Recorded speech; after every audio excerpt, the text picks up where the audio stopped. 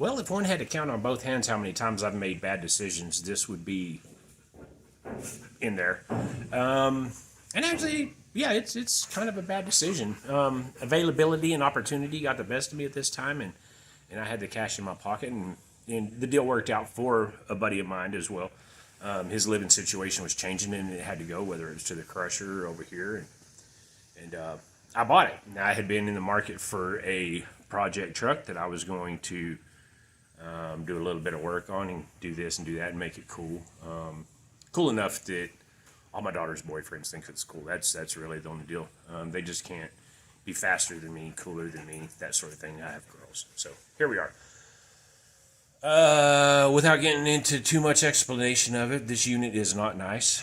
It's far from nice. As I said, if it was a birthday cake, you'd be very disappointed. It's beat completely up. There's no engine in it. The transmission leaks everywhere. There's no dipstick on it. It's not even hooked up. The exhaust is cut off. All the wiring is intact, which is very nice. The interior is there for the most part. There's virtually little rust on it. Very, very little rust. There's a little bubbling on the cab corners. That's about it. The bottom of the door jambs look great. The frame rails look great. There's no rust like that. So it was a good candidate. And I'll tell you what my plans are, and then we'll walk around it, and we'll kind of proceed with what I'm thinking and where we're going to move with this build. So first off, I've been wanting a truck, but I was looking for like an extended cab Chevy, like a 96, 98, right in there, something I could, put a cowl hood on. But what my plans are, and this is going to be a first time for me, is I want to bag it. I'm not wanting to lower it.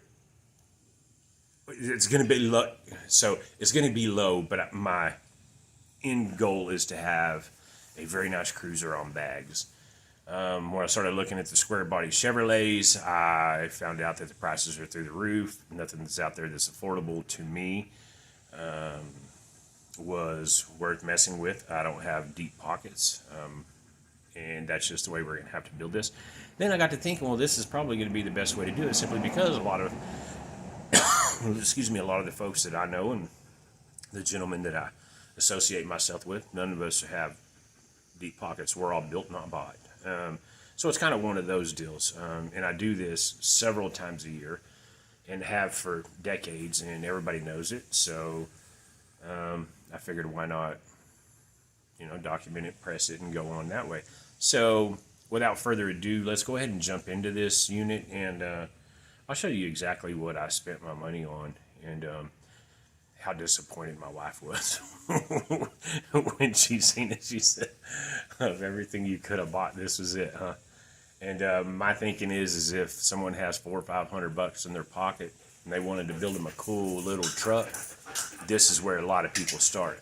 And when I do this, I want everybody to understand that I do have tools. So I have plasma cutters, welders, presses. I have access to everything that I need, and most of it is here. I have a lift. I do this often. What I'm going to do with this one, though, is I wanted to spend as little money as possible to get a clean unit. Then we're going to go through this, and it's not going to be a how-to. It's not going to be how I do it. It's going to be the best way that I know possible, and it may be right and it may be wrong. That's for whoever to decide. I'm going to do it the way that I know how to do it.